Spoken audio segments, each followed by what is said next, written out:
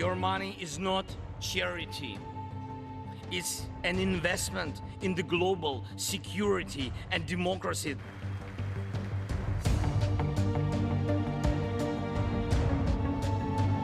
This year has brought so much needless suffering and loss to the Ukrainian people. I want you to know that all the people of Ukraine to know as well. The American people have been with you every step of the way, and we will stay with you. As for the Patriot system delivered to Ukraine, it's not as effective as our S-300 system. At least 2 lakh people have been killed in the Russia-Ukraine war that has been on for over 300 days. And for the first time, Russian President Putin referred to the Ukraine conflict as war and not a special military operation. Speaking to reporters in Moscow, Putin said, and I quote, "Our goal is not to spin the flywheel of military conflict, but on the contrary, to end this war. We will seek to make sure that it all ends, and the sooner, the better." End of quote. His remarks came soon after Ukrainian President Zelenskyy's visit to the US. Returning from that trip, Zelenskyy wrote on Telegram, and I quote, "We are coming back from Washington with good results." End of quote. The Biden administration has announced another $2 billion in military aid for Ukraine, including a Patriot missile system. President Putin said Russia will find a way to counter this missile, also adding that it would not help in settling the conflict. The United States is taking Putin's comments on ending the war with skepticism. White House spokesman John Kirby said Putin had shown absolutely zero indication that he's willing to negotiate and end the war. Meanwhile, Russia has threatened to slash oil production by 5 to 7% in early 2023 to counter price caps rolled out by Western countries. The warning sent global oil prices surging upwards in anticipation of a drop in supply. Let me now go across to John Spencer, Chair of Urban Warfare Studies at Madison Policy Forum, Mark Cancian, Senior Fellow at Center for Strategic and International Studies, and we're also joined by Ambassador Rakesh Sood. Thank you very much, gentlemen, for joining us. John Spencer, if I can begin with you.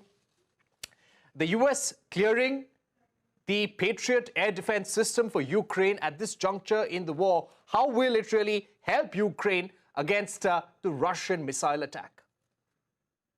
Well, it's one of the most advanced air defense systems in the world, and it will put a umbrella over parts of like capital city Kyiv and prevent Russia from its current tactic of terrorism, striking civilians and civilian infrastructure, putting everybody under fear. That missile system also integrates with the other systems that are already on the ground. So it just increases the integrated air defenses that Kyiv or Ukraine, parts of Ukraine will have, and limit Russia's current strategy since it can't win on the battlefield. Right. Mark, if I can come to you, the Patriot air defense system, this has been extended to Ukraine as there is a greater risk right now in the Ukraine-Russia war, or has the nature of the war changed? I don't think the nature of the war has changed. Back in October, Russia started attacking Ukrainian utilities, knocked out a lot of the electrical system. That's caused great suffering by the Ukrainian people. One of the things that they wanted particularly was air defense.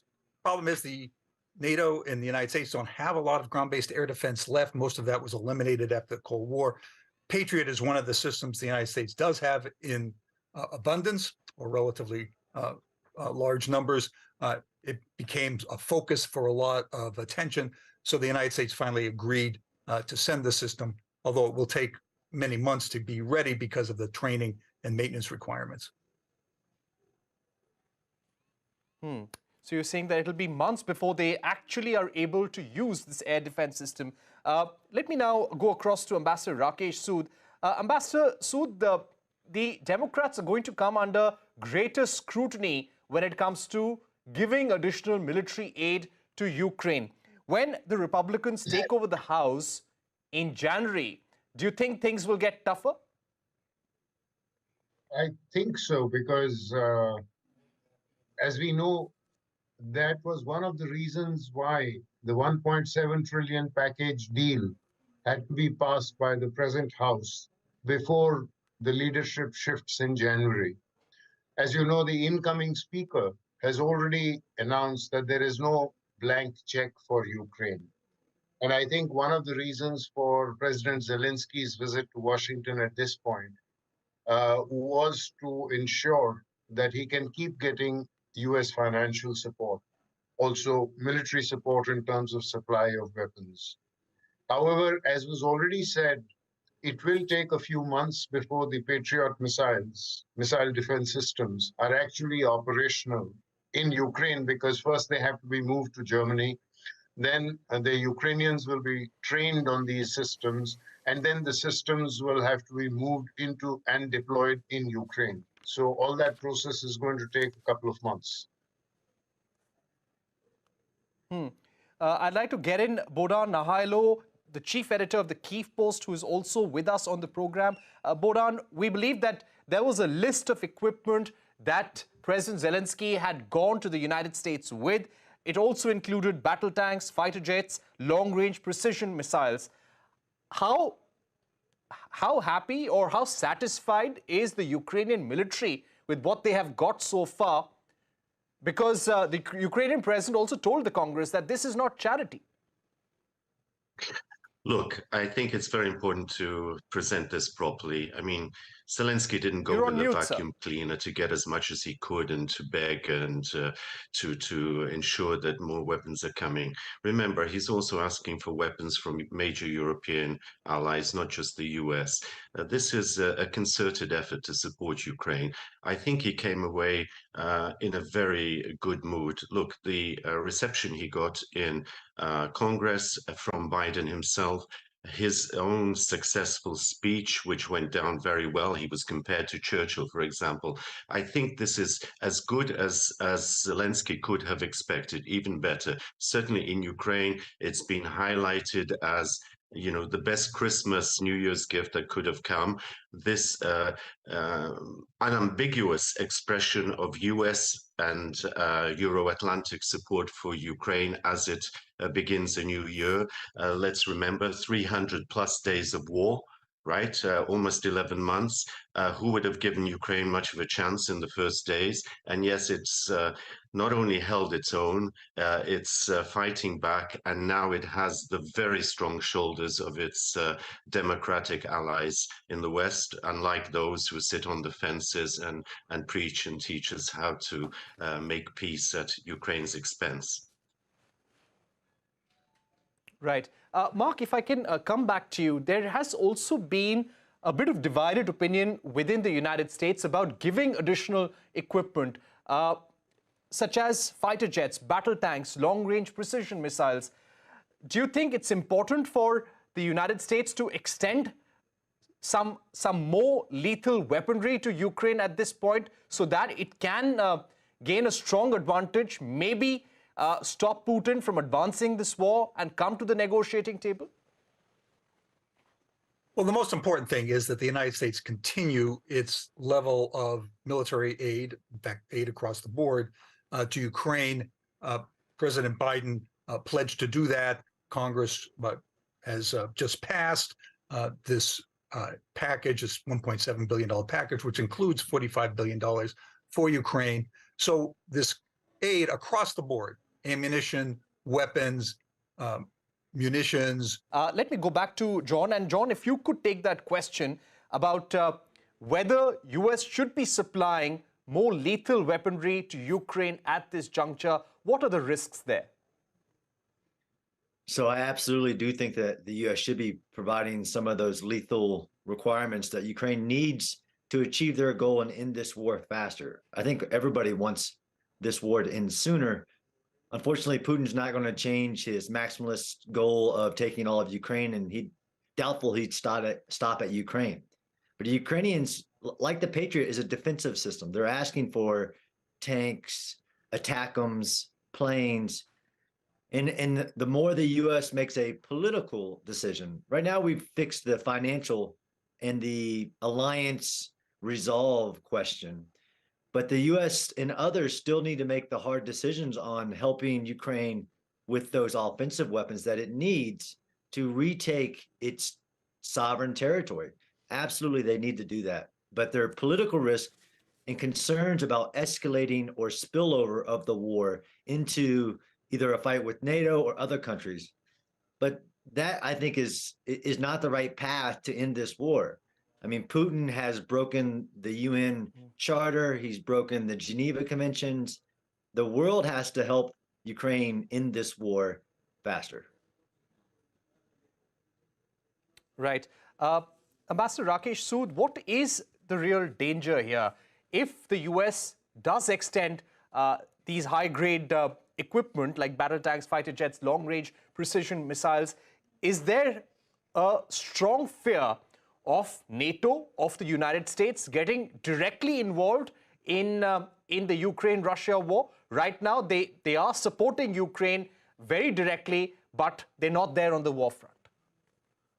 Well, yes, because if you notice, what has happened is that gradually the level of defensive equipment that has been supplied to Ukraine has become more advanced. I mean, Patriot is just an example of that. But so far, there hasn't been any move towards supplying offensive weaponry. Even with the Patriots, I believe that some of the missiles that are going to be used, the actual missiles on the Patriot batteries, are going to be not the maximum range, which is about 130 kilometers or thereabouts, but a little less. So I think the US is treading a fine line in terms of what is the level of weaponry which they can supply. Because let's not forget, if they supply weaponry which has an offensive capability and it gets used in that offensive mode, then it is the European NATO members that will possibly suffer the consequences, and therefore that is the concern, because that shouldn't end up weakening the NATO resolve or the transatlantic resolve. And I think that is where the balancing act has to be worked out by the United States, because after all, let's face it, while there is transatlantic unity, about over 80% of the weapon supplies have come from the United States, and over 80% of the economic assistance program for Ukraine has also come from the United States. Right, that's an important point. And there are reports of how much can US continue supporting Ukraine with ammunition. That is also something we'll have to see in the days to come. But Bohdan, if I can come to you, we've also been reading reports how the Russians are trying to change the topography. They're trying to build a new city in Mariupol as well. What today, as we speak, is the 303rd day of the Ukraine-Russia war. What is the status on the ground? The status is at present a kind of uneasy stalemate. The Ukrainians have recovered a lot of lost ground, but things seem to have ground, relatively speaking, to a halt as winter sets in. I think the Ukrainians are very confident. Again, we emphasize that they are receiving the support, and I do not like this attempts on Indian television channels to always limit it to Washington. You know, it's as if America's doing it. I mean, we don't talk about India as a Russian vassal just because you've been buying so much arms over the decades from Russia, you know, as if you're a puppet state and you are controlled by Moscow. Ukraine is a sovereign state. It wants to be part of the Western alliance for security purposes, for prosperity purposes, and that is its right. And we should not talk in terms of a narrative of Washington, Moscow, right?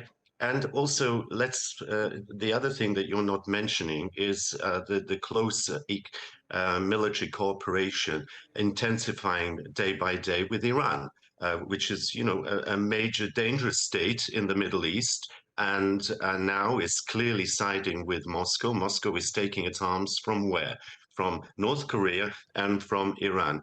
That tells you something. It's a rogue state. Even China doesn't want to be so closely associated. You notice that the messages from the Chinese leader when Medvedev, the former president, was in Beijing just a few days ago, is that we want peace, we want a settlement, whereas Medvedev is calling for the obliteration of the Ukrainians as a nation, never mind the state. They're talking about wiping us out, as Hitler did talk about the Jews wiping us out as a people, that we don't deserve a right to exist as a people. Imagine India, if former British colonists were telling you that who are you Indians? We gave you everything. We gave you administration, English language, etc. You have no right to exist. I think you'd be insulted and you would fight to the very bitter end. This is what the Ukrainians are doing. Please understand this properly. Thank you very much, America. Thank you, Europe. But we are fighting this battle with Ukrainian soldiers, with Ukrainian lives, and with the help of Western finances and weapons, which are so important to us. Had the West listened to us earlier and closed the skies last March, last April, we wouldn't be in this situation, and the West wouldn't have been dragged in to the extent it has been. The Ukrainians are quite capable of carrying the fight to Russia. As we see, they're doing it very successfully, and we are poised in the early part of next year to regain more territory and to take back more territory. If I can take that point to Ambassador Rakesh Sood. Ambassador Sood, the chief editor of the Kyiv Post had a very important point there, that this is not just about the United States, it's not just about Europe, other countries need to pitch in. India now has a very important role. Parikshit, I heard what he said. And while I respect the courage of the Ukrainian forces and the Ukrainian people, I speak as an independent expert. I am not speaking as an Indian here. So let me make it once more very clear. And if my Ukrainian friend can argue with me on facts, then I would prefer that rather than he trying to raise emotions. I can understand his emotional state of mind, and I guess he can't get out of that at this stage, but I'm trying to be objective. The fact is that the United States has provided 80% or more of the military supplies going into Ukraine. United States has provided over 80% of the financial assistance that has been provided to Ukraine during 2022. And that remains a fact. So therefore, while it has been a tough call in terms of maintaining transatlantic unity, if we look at it objectively, we also know that there are certain differences between Ukraine and the United States. For example, President Zelenskyy has been trying very hard to get the United States to declare Russia to be a terrorist state. But the US has declined to do so because the US feels that it would close certain options, and the US is exploring other options of calling it an aggressor state or something like that, which doesn't necessarily have the similar legal international definition. So let's not kid ourselves in terms of what is actually happening in the world of geopolitics. While I understand that it is important for Ukraine to continue to get the support from the Western countries, which it is getting in order to defeat Russian aggression, but there are clear dividing lines, and this is exactly what Putin is trying to exploit. And here we are talking about an analytical program here and not an emotive outburst. Thank you. I'm sorry, I beg to disagree. We're going to take a short break. I disagree with this. I'll come back to that. This is not an emotive outburst. We'll take a short break. Expert from India, you know, is a typical short break. We'll be right back, Mr. Nahaylo. We'll come to you. All right, let's focus on the Ukraine-Russia war, which has crossed 300 days right now. And a top US general has said there have been 200,000 casualties in this war in the last 11 months. Let me now go across to John Spencer. John, as far as Putin is concerned, he said that they'll find an antidote to the Patriot air defense system. But more importantly, what is being reported by the global media is Putin saying that they want to end the war. And this is the larger objective that Russia has. How do you read these comments? I read them as weakness. I mean, the idea that the S-300 is comparable to the Patriot system is pretty laughable. And Putin could end this war at any moment. All he has to do is remove Russian forces from sovereign Ukraine land. And I don't think Putin can. So he's just doubling down. And I agree with our Ukrainian friend that there's 50 plus nations supporting Ukraine. And yes, by numbers, but you have to look at by quantity of a nation's capability, like Poland, Estonia, Finland, and the aid that they're giving. And this is where Putin can't win. When Ukraine has 50 nations supporting it to defend itself. Russia really has no alternative here, although it's going to continue to allow Russian soldiers to die. And those numbers, while I understand them, Putin is destroying the Russian state, not just militarily, but economically, diplomatically, and information-wise. And there's really no alternative here in this war. He can't win. As a military strategist who teaches strategy, Putin cannot achieve his political objectives in Ukraine. And anything he continues, he's just destroying the Russian state. Right. Let me now go across to Mark. Mark, good to have you back. Russia is also likely to hit back by cutting back on oil and gas production to try and disrupt the global energy supply in response to the oil price cap. What are the tools, apart from the military action in Ukraine, that Russia could deploy in the next few months to put pressure on the West? I'm sorry, could you say that again? So, Mark, in January, it's quite possible, and this is what Russia is indicating, that they will be cutting back on oil and gas production in response to the oil price cap that the West has agreed upon. What are the tools that Putin has at his disposal in order to pressurize the West and Ukraine? Yes. Well, Putin's strategy is to outlast the Ukrainians. He hopes that the Europeans will buckle. That is the combination of high energy prices, inflation, recession will cause the peace parties in Europe and the United States to demand negotiations and an in-place ceasefire, which would be, in effect, a Putin win, because he would retain the territory that he has already conquered.